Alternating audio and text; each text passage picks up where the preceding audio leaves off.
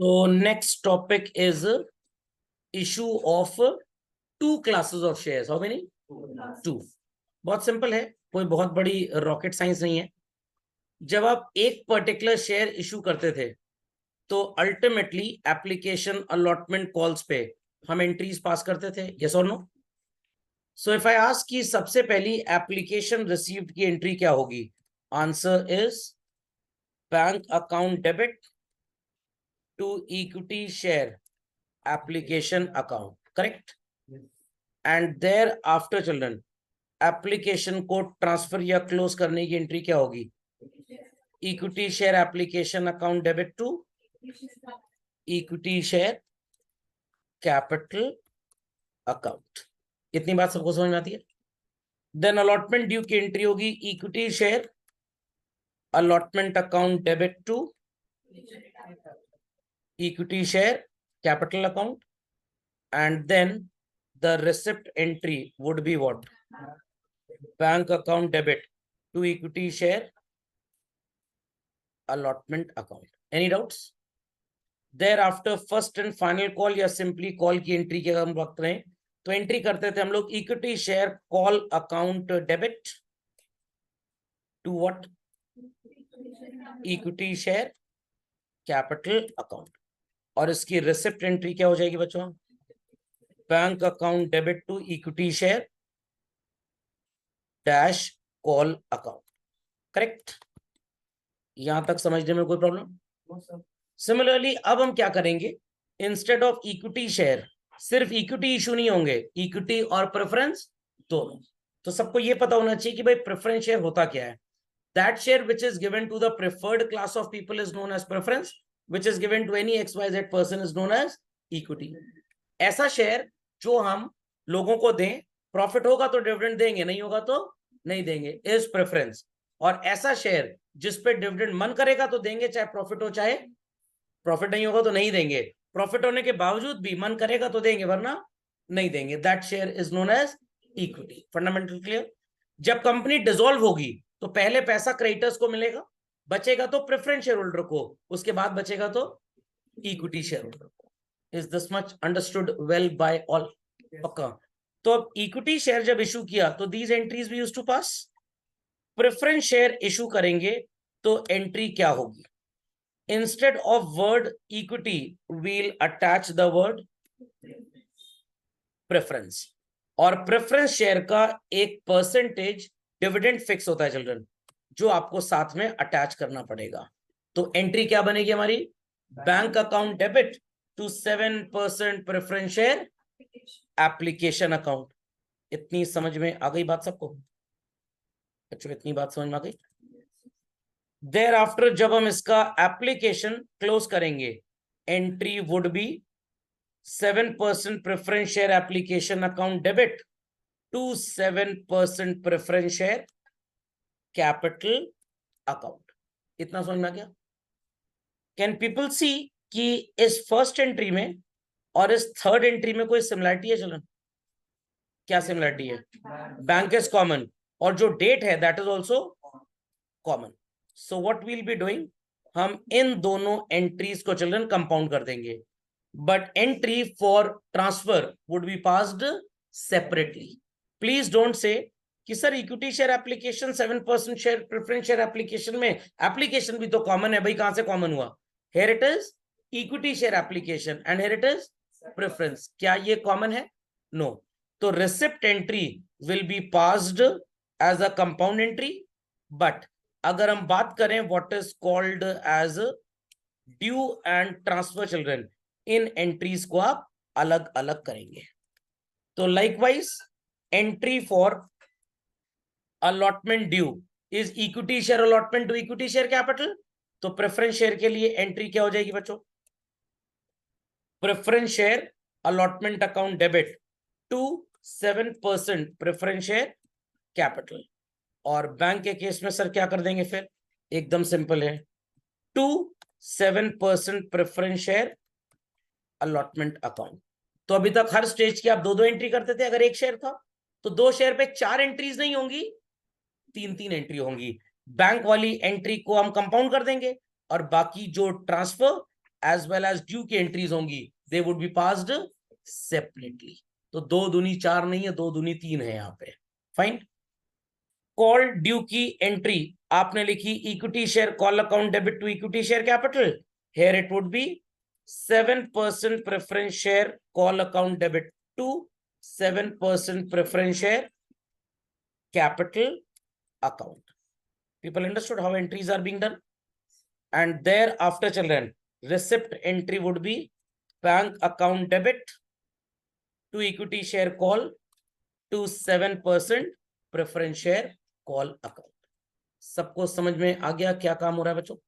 तो entry for receipt will be passed as a compound entry, but that for transfer would be passed compound or separate. Simple as that. Transfer की जो entry होगी या even children due की जो entry होगी, that would be passed as a separate entry. Khopde में बात गई या बिल्कुल भी नहीं? समझ में आ गया सबको? समझ में आ गया? तो issue of 2 classes of shares का क्वेश्चन बोर्ड में आता बहुत कम है, बट आ जाएगा तो लोग सॉल्व कर पाए, दैट्स वाई पढ़ाना बहुत जरूरी है। खोपड़े में बात गई तो as a part of notes आप इनको लिख लीजिए, and subsequently we will be doing the question which is given in the workbook. Question number 5 सबको नजर आ रहा होगा। चलो, how many equity shares we have? 30,000। And how many preference shares? 10,000। Equity share 10 रुपए का है और प्रेफरेंस शेयर 100 रुपए का है। समझ में आ गई बात? इक्विटी शेयर और प्रेफरेंस शेयर की रिसिप्ट एंट्रीज यहाँ पे और यहाँ पे तो कंपाउंड हो जाएंगी, बट क्या प्रेफरेंस शेयर में फाइनल कॉल मांगी हमने बच्चों? तो यहाँ पे तो इसकी एंट्री होगी ही नहीं, सिर्फ हम इक्विटी की ही एंट्री करेंगे। Fine. So copy the notes as well and then proceed with the question. हो जाएगा? चलिए स्टार्ट करिए फर्स्ट। चलिए, so I hope so everybody understood the entries. सबने क्वेश्चन भी सॉल्व कर लिया होगा? चेक करें। चलिए चेक करिए बच्चों। पहली एंट्री जो आपने की होगी, that would be bank account debit to equity share application 120 to preference share application 3 lakh. Preference word के पहले 9% लिखा है कि नहीं लिखा? नहीं तो नंबर जाएगा कट। नाउ क्वेश्चन राइजेस का 9% की क्या जरूरत है? ये 9% वाले प्रेफरेंस शेयर हैं, कोई 6 वाले होंगे, कोई 7 वाले होंगे, कोई 8 वाले होंगे, तो आपको परसेंटेज लिखना बहुत जरूरी है, तभी हम शेयर को डिस्टिंग्विश कर पाएंगे, नहीं तो सब में प्रेफरेंस होगा, पता कैसे लगेगा? खोपड़े में बात गई। अब इससे एक क्वेश्चन ये उठता है, सर फिर इक्विटी शेयर भी तो कंपनी जीवन में 4-5 बार इशू करेगी, हाउ टू डिस्टिंग्विश दैट? उनको डिस्टिंग्विश करना ही नहीं है, क्योंकि भाई वो सब तो दलिदर ही है हमारे लिए। समझ में आ गया? चलिए, then equity share application to equity share capital 120, 9% preference share application to 9% preference share capital, it's 3 lakh. अब ये जो एप्लीकेशन के साथ प्रेफरेंस शेयर में 9% लिखा, ये जरूरी नहीं है, बिकॉज ये कट पिट के कैंसिल हो जाएगा, बट कैपिटल के साथ लिखना 9% इज हाईली मैंडेटरी। खोपड़े में बात गई? पक्का? Next, equity share allotment account debit to equity share capital 90,000, and then 9% preference share allotment account debit to 9% preference share capital 5 lakh. Then bank account debit to equity share allotment to 9% preference share allotment, value आएगी 90,000 और 5 lakh 590।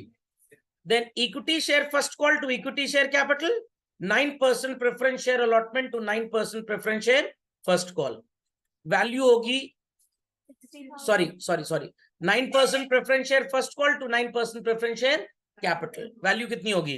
60,000 equity में, और preference में आएगा 10,000 into 20, how much? 2 lakh. समझ गए? नहीं समझे? समझ गए?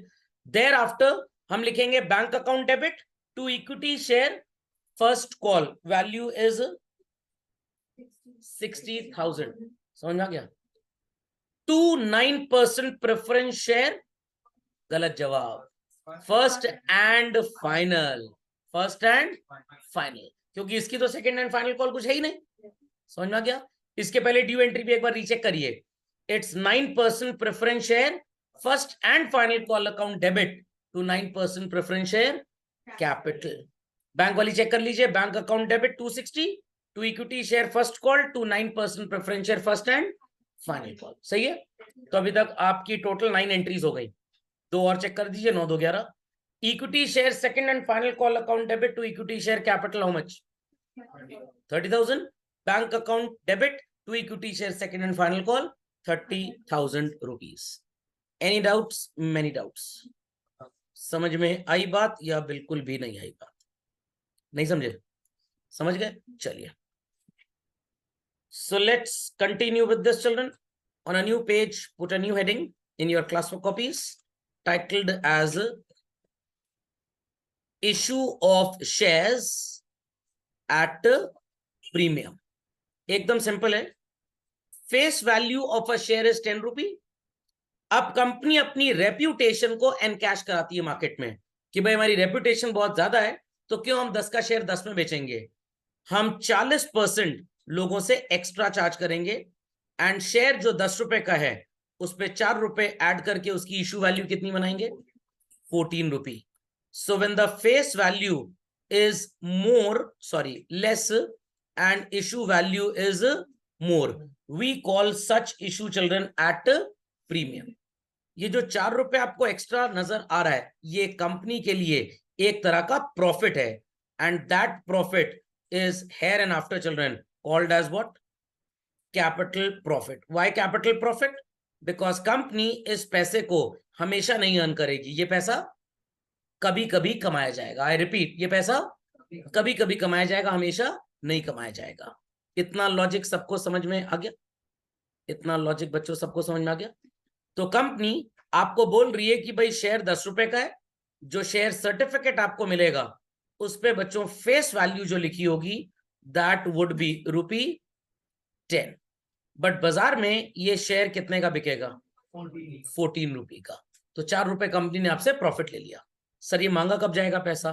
एप्लीकेशन पे भी हो सकता है, अलॉटमेंट पे भी हो सकता है, कॉल पे भी। But if the question is silent children, the money would be demanded with allotment. Why sir, ऐसा क्यों है? Because allotment is the first stage where the applicant becomes the shareholder. I repeat, allotment is the first stage where the applicant becomes the shareholder. तो आप company के owner आज बने जब आपने क्या पे किया? अलॉटमेंट। इसलिए हम आपसे प्रीमियम मांगना चाहते हैं। तो वैसे क्वेश्चन में एप्लीकेशन पे भी हो सकता है, अलॉटमेंट पे भी हो सकता है और कॉल पे भी। But by chance if it is silent, क्या अज्यूम करना है आपको चिल्ड्रन? अलॉटमेंट पे। बीइंग इनकम, नॉमिनल अकाउंट का रूल क्या बोलता है? Credit all incomes and gains. तो इनकम है तो आप इसे क्या कर देंगे? क्रेडिट कर देंगे। इतनी कहानी सबको समझ में आ गई? पक्का? एक चीज और बता देता हूं, बट अभी वो अप्लाई नहीं होगी, वो अप्लाई कुछ दिन बाद होगी। बैलेंस शीट जो कंपनी की बनती है बच्चों, उसमें ढेर सारी हेडिंग्स होती हैं, जिसमें से first and foremost liability side पे जो हेडिंग होती है that is equity and liabilities. उसके अंदर आपको एक हेडिंग मिलेगी, sub heading titled as reserves and surplus. Company का जितना प्रॉफिट लॉस होता है सब इसी में आपको मिलेगा। Premium profit and loss account में नहीं जाएगा क्योंकि ये नॉन रेकरिंग नेचर का है, इसलिए ये बैलेंस शीट में जाएगा under the head called children reserves and surplus. ये सब कैसे होगा? जब फाइनल अकाउंट्स पढ़ेंगे, बैलेंस शीट पढ़ेंगे, then I let you know. अभी बस आपको कुछ बातें याद रखनी है। फेस वैल्यू से ऊपर इशू किया तो it is issue at premium. The amount of premium is the excess price. Being profit, it is credited to an account titled as Securities Premium Reserve. Please repeat. Securities Premium Reserve. It could be received on application, allotment or calls. But question silent होगा तो क्या assume करना है आपको? Allotment. Why is it so? Because it is the stage where the applicant becomes the shareholder. I repeat children, applicant becomes the shareholder. खोपड़े में बात गई या नहीं गई?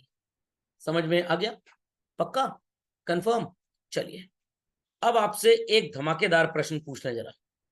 धमाकेदार प्रश्न ये है कि अगर हम शेयर इशू कर रहे हैं चिल्ड्रन, हमने उसकी फेस वैल्यू क्रिएट की एंड इशू वैल्यू क्रिएट की। इफ आई से face value is 10 and issue value is also ₹10, इसे क्या बोलते हैं हम लोग? par. If I say face value is 10 and issue value is ₹12, तो इसे क्या बोला जाता है? प्रीमियम। इतनी बात समझ में आ गई? यहां पे शेयर होल्डर की जेब से 10 रुपए निकलेंगे और यहां पे शेयर होल्डर की जेब से 12 रुपए। Is that correct? अब स्टोरी में थोड़ा सा ट्विस्ट है बच्चों, ध्यान से सुनिएगा। फेस वैल्यू शेयर की 12 रुपए बना दी। कितनी? 12 रुपए। और इशू वैल्यू भी 12 रुपए बना दी। Face value and issue value same और डिफरेंट? सेम। तो आप इसे क्या बोलेंगे? Issue at par. But if I say कि भाई फेस वैल्यू शेयर की 10 रुपी है एंड इशू वैल्यू इज 12, इसे आप क्या बोलेंगे? प्रीमियम। तो मेरा क्वेश्चन लोगों से ये है, आप 12 रुपए का शेयर बोलिए और शेयर होल्डर को 12 में बेचिए, इट इज कॉल्ड एज पार। उसकी जेब से तो 12 रुपए निकलेंगे। बट आप 10 का बोल के जब 12 में उसको बेचते हो तो भी उसकी जेब से तो 12 ही निकलेंगे। बट अंग्रेजी का नया टेक्स्ट क्या आ गया? प्रीमियम। तो ये दो अंग्रेजी के शब्द क्यों बच्चों को परेशान करने के लिए बनाए हुए हैं? When in both the cases उसकी जेब से पैसे कितने निकलेंगे? 12। वो बात अलग है, यहाँ पे कंपनी 2 रुपए प्रॉफिट चिल्ला ले, यहाँ पे ऐसा कुछ नहीं होगा। बट कंपनी की पॉकेट में कैश कितना जाएगा? पर शेयर तो 12 ही आना ना। यहाँ पे थ्योरी पार की लग गई और यहाँ पे प्रीमियम की। क्यों ऐसे अंग्रेजी के शब्द बनाए? क्या बच्चे को सिर्फ परेशान करना है? क्या कहते हैं? प्रॉफिट होगा, कंपनी को होगा, ठीक है। वो तो हम जो बेचेंगे मार्केट प्राइस पे बेचेंगे, वो जब बिकेगा तब बिकेगा, उसकी तो हम बात ही नहीं कर रहे हैं। मेरा प्रश्न सिर्फ इतना है, यहां पे भी उसकी जेब से, शेयर होल्डर की जेब से कितने पैसे निकलेंगे? 12। यहां पे भी कितने निकलेंगे? 12। क्यों ये अंग्रेजी के दुश्मन आपके सामने आ गए? कोई शक या सवाल जवाब? दोनों जगह निकलेगा तो 12 रुपए ना आपकी जेब से। तो अंग्रेजी में इस सिचुएशन को पार बोल दिया और इस सिचुएशन को प्रीमियम बोल दिया। क्यों शब्द में समस्या क्रिएट की जाती? Simple logical answer. हाँ, अगर लोगों ने थोड़ा सा पूर्व ज्ञान लिया हो, डिविडेंड बच्चों is always payable on what? Very good. Dividend company हमेशा फेस वैल्यू पे देगी। In the left example, face value is what children? 12 and here it is.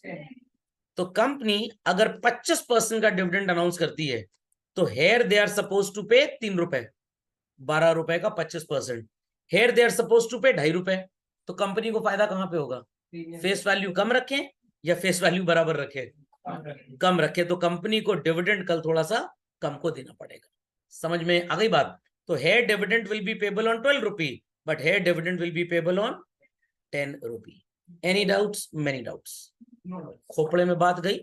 पक्का? तो अंडरस्टूड ये प्रीमियम की कहानी क्यों बनाई गई है? ताकि गवर्नमेंट, सॉरी गवर्नमेंट बोल के गलती से मैं, डिविडेंड पेइंग पॉलिसी कंपनी के लिए यहां पे फेवरेबल होती है। यहां पे आपसे पैसे तो 12 लिए, बट डिविडेंड आपको कितने में देंगे? 10 में। यहां पैसे भी 12 लिए और डिविडेंड भी। तो यहां पे ट्रू रिटर्न्स हैं शेयर होल्डर के, यहां पे थोड़े इल्यूजनरी रिटर्न्स हैं। उसका बेचारे का लगेगा तो 12 रुपए, बट डिविडेंड 10 के हिसाब से कैलकुलेट होगा। Is that understood? तो अब बताइए शेयर होल्डर के लिए मोस्ट प्रॉफिटेबल दोनों में से कौन सी एक्टिविटी है? पार पे शेयर खरीदना, जितना देगा उसी पे डिविडेंड मिलेगा। ये कंपनी के लिए प्रॉफिटेबल है। तो हमारा एग्जांपल तो क्लासरूम एग्जांपल है, तो 10 का शेयर 12, 14, 15 में इशू करवाते हैं। रियल लाइफ में तो कंपनी 10 रुपए का शेयर 1500 रुपए में इशू करती है, 1490 रुपए प्रीमियम। सर लोग खरीदते हैं? बिल्कुल खरीदते हैं। जब आप रोल्स रॉयस करोड़ों की खरीदेंगे तो सेकेंड हैंड वो बिकेगी भी फिर करोड़ों में ही। Got it clear? लॉजिक समझ में आ गया? तो इस चीज को कॉपी कर लिए, बहुत इंपॉर्टेंट चीज है। आपसे वाइवा में और आगे चल के काफी पोस्ट ग्रेजुएट स्टडीज में, इंटरव्यूज में ये सब बातें पूछी जाती हैं कि if the share has a same face value, what is its issue value? Its par. बढ़ा के ले ली इशू वैल्यू तो प्रीमियम, बट मॉनेटरी फिगर दोनों में तो सेम है, then what's the difference? Difference है डिविडेंड पेइंग पॉलिसी का। ओके, लिख दीजिए फास्ट। चलिए, so people understood this story children? सबको ये स्टोरी समझ में आ गई? चलिए, सो प्रीमियम हमेशा एक फिक्स परसेंटेज पे कैलकुलेट होगा, जो भी शेयर की फेस वैल्यू होगी। और अगर क्वेश्चन साइलेंट है तो वील अज्यूम कि वो कहां मिलेगा? अलॉटमेंट पे। अब क्वेश्चन उठता है कि सर बैंक वाली एंट्री में लिखना है कि नॉन बैंक में? लिखने को तो आप किसी में भी लिख सकते हैं, बट बिकॉज इनकम्स के केस में वी अप्लाई अक्रूवल बेसिस, तो जैसे ही आपकी इनकम उत्पन्न हुई, ड्यू हुई, आपको उसको रिकॉर्ड कर लेना है। तो हम बैंक वाली एंट्री में इसको अवॉइड करेंगे, it will be written in the transfer और ड्यू एंट्री में। So receipt entry same children, सिर्फ आपकी ट्रांसफर एंट्री में आप किस साइड पे लिखेंगे उसको? क्रेडिट पे। समझ में आ गया? अगर एप्लीकेशन पे है तो एप्लीकेशन पे लिख दीजिएगा, अलॉटमेंट पे है तो अलॉटमेंट पे लिख दीजिएगा, और अगर कॉल पे है तो कहां लिख देंगे? कॉल पे। इतनी बात समझ में आ गई? पक्का? चलिए, एक चीज यहां पे और सिखानी है आपको। यहां पे बच्चों शेयर इश्यू एक्सपेंस आपके सामने स्क्रीन पे है, किस अकाउंट से इसको झेला है, राइट ऑफ किया है? Statement of PL. यहां पे लिख दीजिए securities premium reserve. Sir why? क्योंकि हम प्रीमियम से अगर अपने एक्सपेंस को राइट ऑफ करते हैं तो हमारे लिए ज्यादा एडवांटेजियस होता है। कैसे? मैं एक एग्जांपल देख के आपको ये भी समझा देता हूं, बहुत मजेदार चीज है, बहुत काम आने वाली चीज है, ध्यान दीजिएगा बच्चों। Take an example that company has a net profit of rupees 25 lakhs and company has a premium of 20 lakhs। 20 lakh रुपए हमारे पास प्रीमियम का है और 25 लाख रुपए प्रॉफिट का है। Is that clear? Premium profit होता है और 4-5 लिस्टेड तरीके हैं जिसके लिए आप प्रीमियम के पैसे को इस्तेमाल कर सकते हो। आई रिपीट, प्रीमियम के पैसे को इस्तेमाल कर सकते हो। छठा तरीका नहीं है उसको यूज करने का, ध्यान से सुनिएगा। Share issue expense is rupees 1 lakh. How much children? 1 lakh. If I say कि आप इस शेयर इश्यू एक्सपेंस को अपने स्टेटमेंट ऑफ पीएल से राइट ऑफ कर लीजिए, तो आपका जो पीएल में 1 लाख रुपए पड़ा है चिल्ड्रन, सॉरी 25 लाख पड़ा है, इट विल रिड्यूस और इट विल इंक्रीज? रिड्यूस। और रिड्यूस होके ये वैल्यू बच्चों कितनी बचेगी? 24 लाख। अब आपको देना है शेयर होल्डर्स को डिविडेंड। कितना डिविडेंड दे पाएंगे? 24 लाख। इससे ऊपर प्रॉफिट नहीं तो डिविडेंड कहां से दोगे? Is that clear? एक प्रैक्टिस तो ये है। दूसरी प्रैक्टिस, अगर आप 1 लाख रुपीस को यहां से so called share issue expense को राइट ऑफ ना करके प्रीमियम से राइट ऑफ करते हैं, तो आपके पास बच्चों प्रीमियम के नाम पे कितना पैसा बचेगा? 19 लाख। एंड प्रॉफिट में कितना बचेगा पूरा का पूरा? 25 लाख। सो दोनों ऑप्शंस को ध्यान से देखिए। If share issue expense is written off through PL, आपके पास कितना नेट प्रॉफिट डिविडेंड बांटने के लिए बचेगा? 24। बट अगर शेयर इश्यू एक्सपेंस को प्रीमियम से राइट ऑफ कर दें और इसको टच ही ना करें, तो हमारे पास पीएल में नेट प्रॉफिट कितना बचेगा? 25 lakh. What is the better policy children? Premium से राइट ऑफ कर दें, क्योंकि आप शेयर इश्यू एक्सपेंस को प्रॉफिट से भी राइट ऑफ कर सकते हो एज वेल एज प्रीमियम से भी, दोनों से कर सकते हो। बट डिविडेंड आप प्रीमियम से पे नहीं कर सकते, जिसके लिए आपके पास क्या है? सिर्फ प्रॉफिट है। तो it is better to write off share issue expense out of premium और out of profit children? Out of premium. Premium से राइट ऑफ करने में 100 फायदे आपको मिलेंगे। Got it clear? क्या फायदा मिलेगा? पूरा का पूरा नेट प्रॉफिट डिविडेंड बांटने के लिए पड़ा रहेगा। और अगर आपने प्रॉफिट से राइट ऑफ कर दिया तो प्रॉफिट गिर गया, प्रीमियम बचा पूरा है, बट आप इसको डिविडेंड के लिए इस्तेमाल कर ही नहीं सकते। समझ में आई बात? तो एक क्वेश्चन कॉपी में लिख लें। What is beneficial for the company? Option A, to write off share issue expense out of premium और net profit in PL.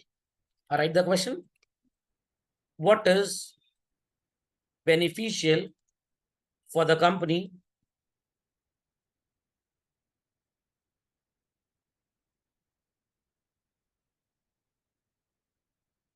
option 1,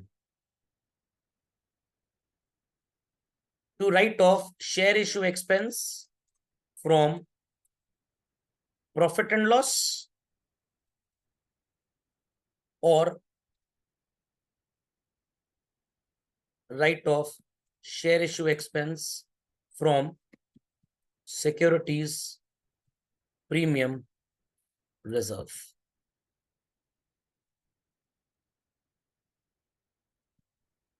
Children, understood everybody?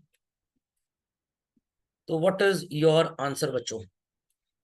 PL से राइट ऑफ करें या प्रीमियम से write of करें? Very good. Premium से write of करेंगे तो हमारे पास प्रॉफिट की अवेलेबिलिटी ज्यादा से ज्यादा होगी।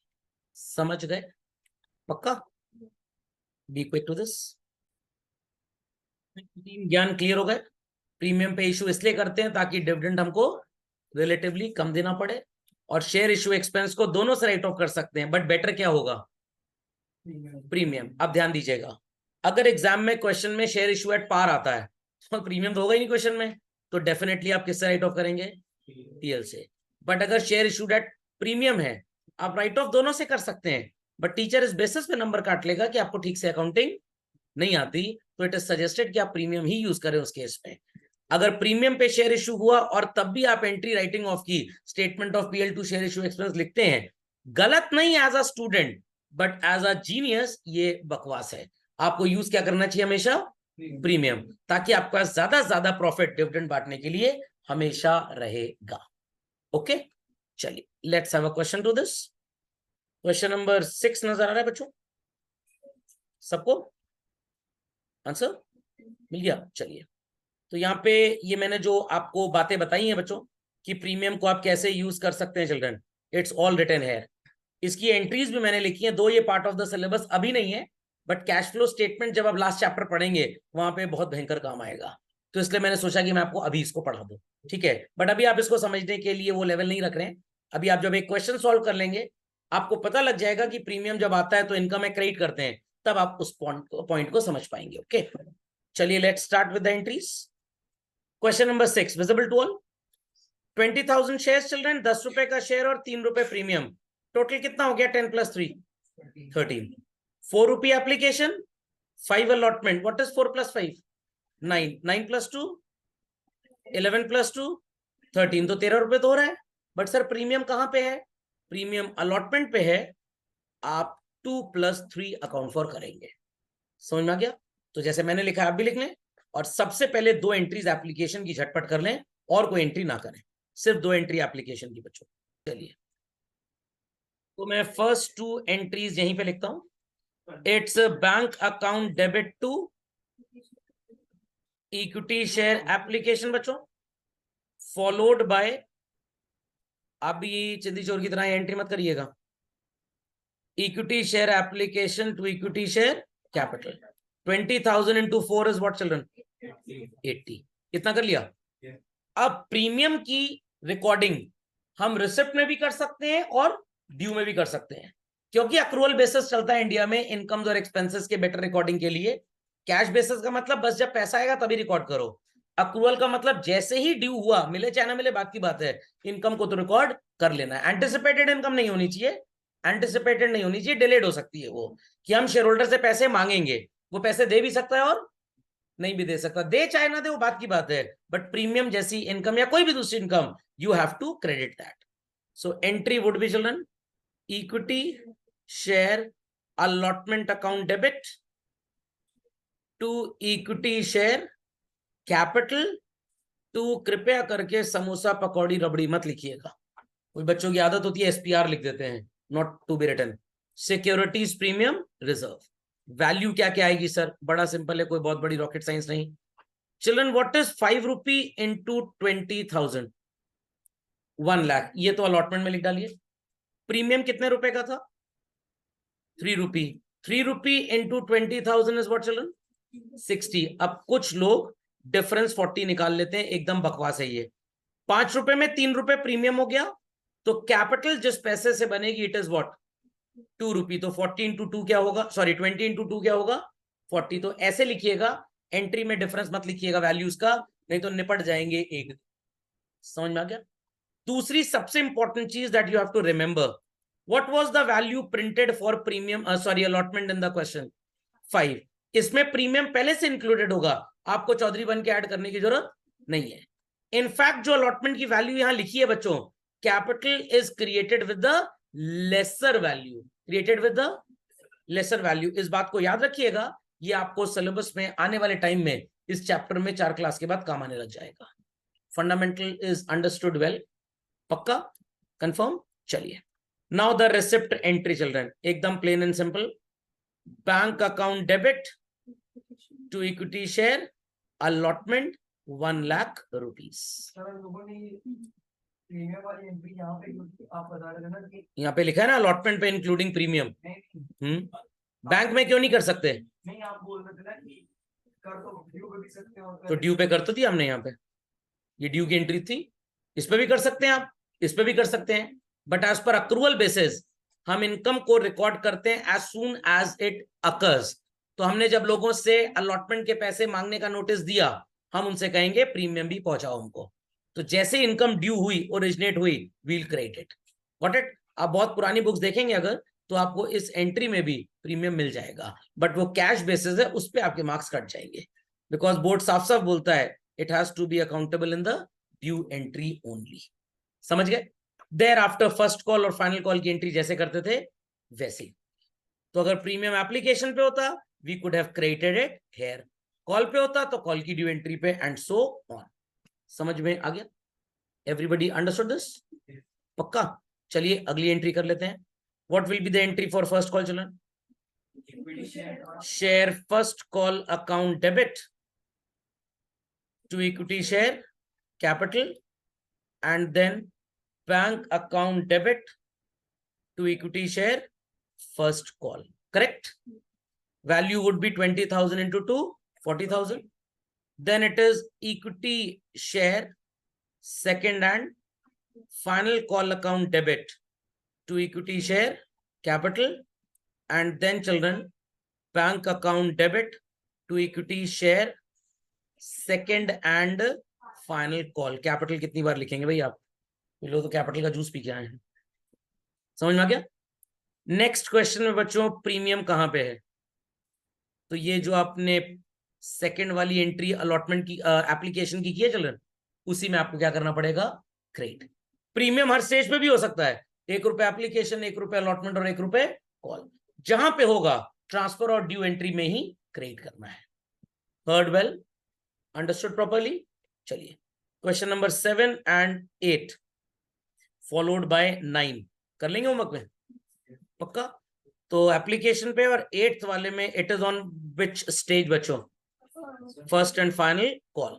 9th वाले में 1 रुपए प्रीमियम एप्लीकेशन पे है, 1 रुपए अलॉटमेंट पे और 1 रुपए सेकेंड एंड फाइनल कॉल। तो तीनों की ट्रांसफर और ड्यू एंट्री पे क्रेडिट करना पड़ेगा। यहाँ पे नहीं है, यहाँ पे तो नहीं करेंगे।